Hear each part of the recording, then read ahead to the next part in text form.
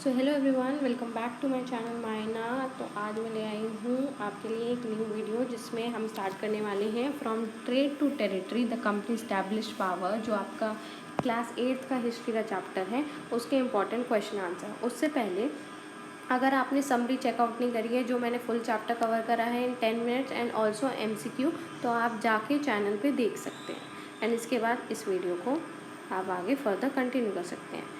तो first 1 mark का question में सबसे पहले फिलिप्स के क्वेश्चन है। तो फर्स्ट क्वेश्चन है, in 1600 the dash acquired a charter to trade with the east, यानी 1600 में कौन सी कंपनी थी या क्या था जिन्होंने चार्टर एक्वायर करा था ईस्ट के साथ ट्रेड करने के लिए। तो मैंने बताया था क्वीन एलिजाबेथ फर्स्ट ने एक चार्टर दिया था ईस्ट इंडिया कंपनी को। तो आंसर आपका ईस्ट इंडिया कंपनी होगा, जो कि सोली लाइट ट्रेड कर सकते हैं आपका ईस्ट के साथ। सेकेंड क्वेश्चन क्या बोला है, the first English factory was establish on the banks of dash in 1651। तो पहली इंग्लिश फैक्ट्री कहाँ आपकी कौन सी रिवर के पास स्टैब्लिश हुई थी, तो वो है हुगली रिवर। थर्ड क्वेश्चन है, the final wave of annexation under the doctrine of lapse occurred under. तो डॉक्ट्रिन ऑफ लेप्स का फाइनल वेव का एनेक्सिएशन किसके अंडर हुआ था, वो थे लॉर्ड डलहौजी। फोर्थ क्वेश्चन है, Tipu Sultan was also known as dash of Mysore. तो मैंने आपको बताया था टीपू सुल्तान को और क्या बोलते हैं, tiger of Mysore. Fifth question है, the battle of Plassey took place in which year. तो बैटल ऑफ प्लासी आपकी 1757 में हुई थी। Battle of Buxar took place in, यानी बैटल ऑफ बक्सर कब हुई थी आपकी 1764। तो ये दोनों ईयर आपको बहुत अच्छे से याद रखने हैं। सेवेंथ है आपका, the doctrine of lapse policy was introduced by. तो वही सेम है, डॉक्ट्रिन ऑफ लेप्स पॉलिसी किसने इंट्रोड्यूस कराई, तो वो है Lord Dalhousie. The resident were agents who began interfering in the dash of Indian states, यानी जो रेजिडेंट जो इंडियन ब्रिटिशर्स ने इंडियन आपके कोर्ट्स में बिठाए थे रखे थे, वो किस लिए रखे थे, जिससे कि वो इंटरनल अफेयर्स जो आपके इंडियन स्टेट्स के हैं उनके बीच में इंटरफेयर कर सकें और जानकारी लेते रहें। नेक्स्ट है 2 मार्क का क्वेश्चन, जो कि शॉर्ट क्वेश्चन आंसर है आपके।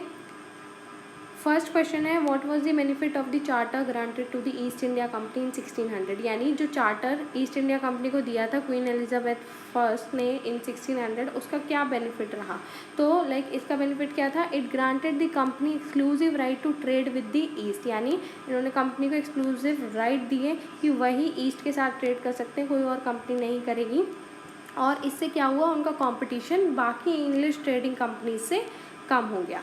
सेकेंड है, what did the doctrine of lapse declare, यानी जो डॉक्ट्रिन ऑफ लेप्स है उसने क्या डिक्लेयर हुआ है ना, नेम वन एनेक्स्ड किंगडम, यानी जो किंगडम उन्होंने हथिया लिया था उसका एक नाम देना है। तो बहुत सारे थे, उसमें से एक आप एग्जाम्पल दे देना। तो डॉक्ट्रिन ऑफ लेप्स क्या बताता है, डॉक्ट्रिन ऑफ लेप्स में क्या था कि अगर एक इंडियन रूलर्स आपके मेल हेयर के बिना विदाउट मर जाता है, यानी उसका कोई बेटा नहीं होता राजा का, तो जो किंगडम है, किंगडम कंपनी की टेरिटरी के अंडर आ जाएगा। तो एक एग्जाम्पल देते हैं झांसी। नेक्स्ट क्वेश्चन है, हु वर फैक्टर्स। ठीक है, तो फैक्टर्स क्या थे, तो वो थे कंपनी ट्रेडर जो कि ऑपरेट करते थे इंग्लिश फैक्ट्री को, जो कि हुगली साइड पे थी, हुगली रिवर। फोर्थ क्वेश्चन है, व्हाट इज़ अ फरमान। तो फरमान क्या होता है, एक रॉयल डिक्री और ऑर्डर, यानी एक तरह से फरमान क्या है, एक शाही आपका ऑर्डर, ठीक है, जो वो राजा वगैरह देते थे। औरंगजेब ने जो फरमान जारी करा था ना, वही है। थर्ड आपका जो 3 मार्क का क्वेश्चन है, शॉर्ट क्वेश्चन आंसर टाइप 2, उसमें पहला क्वेश्चन है, Y did Siraj ud Daula lose at the battle of Plassey, यानी जो सिराज उद दौला थे बैटल ऑफ प्लासी क्यों हार गए थे। तो मैंने आपको बताया था जो सिराज उद दौला थे वो इसलिए हार गए थे क्योंकि जो उनके कमांडर मिर्ज़ जफ़र थे उन्होंने उनको धोखा दे दिया था, बिट्रे कर दिया था और बैटल में पार्टिसिपेट नहीं करा था। और मिर्ज़ जफ़र को क्या कर दिया था, ब्रिटिश ईस्ट इंडिया कंपनी ने ब्राइब किया था, यानी रिश्वत खिलाई थी, पैसे दिए थे और उसे प्रॉमिस किया था कि अगला नवाब उसी को बनाएंगे सिराज उद दौला के बाद, है ना। तो अब जो सिराज उद दौला है उसको डिफीट कर दिया गया आसानी से और इससे कंपनी को गेन कंट्रोल हुआ ओवर बंगाल, यानी बंगाल पे अब वो अपना हक जमा सकते थे। सेकेंड क्वेश्चन है why did the East India company want a puppet ruler after Plassey, यानी कि ईस्ट इंडिया कंपनी को क्यों एक पपेट रूलर चाहिए था प्लासी के बाद, यानी बैटल ऑफ प्लासी के बाद। अब जो उन्हें क्यों ज़रूरत थी, तो जो पपेट रूलर था वो फॉलो करता कंपनी के इंस्ट्रक्शन, कोई भी रेजिस्टेंस के बिना कि नहीं नहीं आप कर लो ठीक है कोई प्रॉब्लम नहीं है, तो वो पपेट रूलर कोई इंटरफेरेंस नहीं दिखाता और इससे कंपनी को ट्रेड प्रिविलेजेस रिसोर्सेज मिलते डायरेक्ट गवर्नेंस के विदाउट भी, है ना। उन्हें डायरेक्ट आपकी लाइक वो करने की ज़रूरत नहीं थी, गवर्न करने की ज़रूरत नहीं थी, उसके बिना भी वो चीज़ें लाइक अपना ट्रेड व्रेड अच्छे से कर सकते थे। और इससे इंश्योर भी होता है एक इजी कंट्रोल बंगाल के ऊपर और क्या नाम है इंडियन रूल के ऊपर नज़र रखते हुए भी, है ना। थर्ड क्वेश्चन है व्हाट वर रेजिडेंट्स या who were residents and what was their role, यानी रेजिडेंट्स कौन थे और उनका रोल क्या था। तो रेजिडेंट्स क्या थे, ब्रिटिश ऑफिशियल थे जो कि अपॉइंट किए गए थे इंडियन कोर्ट्स में। उनका रोल ये था कि वो एडवाइस करें, कंट्रोल करें लोकल रूलर्स को, इन्फ्लुएंस करें पॉलिसी वगैरह सक्सेशन वगैरह के बारे में, लाइक इन्फ्लुएंस करें, ऐसी ऐसी पॉलिसी लेके आएँ जो उनके ब्रिटिशर्स के उसमें हो, हित में हो। They were used to expand indirect British control in Indian state without annexation, यानी इससे क्या होता ना indirect British control बनता कि लाइक वो डायरेक्टली भी कंट्रोल नहीं कर रहे लेकिन इनडायरेक्टली उनका कंट्रोल इंडियन स्टेट्स पे है किसी भी लाइक आपके एनेक्सिएशन के बिना, है ना। अब नेक्स्ट आ जाते हैं 5 मार्कर लॉन्ग क्वेश्चन पे। तो फर्स्ट क्वेश्चन है describe the annexation policy and its effect under lord Dalhousie, यानी उनकी लाइक एनेक्सिएशन पॉलिसी क्या थी जो लॉर्ड डलहौसी ने दी थी और इसके क्या इफेक्ट आए, है ना। तो लॉर्ड डलहौसी जो कि गवर्नर जनरल थे आपके 1848 टू 1856 तक, उन्होंने डॉक्ट्रिन ऑफ लैप्स को इंट्रोड्यूस करा, एक पॉलिसी जिससे इंडियन स्टेट्स को एनेक्स किया जाए, है ना।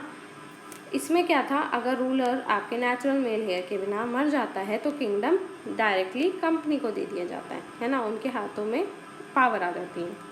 जो मेजर किंगडम थे जो कि इस पॉलिसी के अंडर एनेक्स किए गए वो थे सतारा, झांसी, नागपुर, उदयपुर, ठीक है। 1856 में अवध को भी एनेक्स कर लिया गया, लैब्स के अंडर नहीं लेकिन एलिज मिस रूल के अंडर।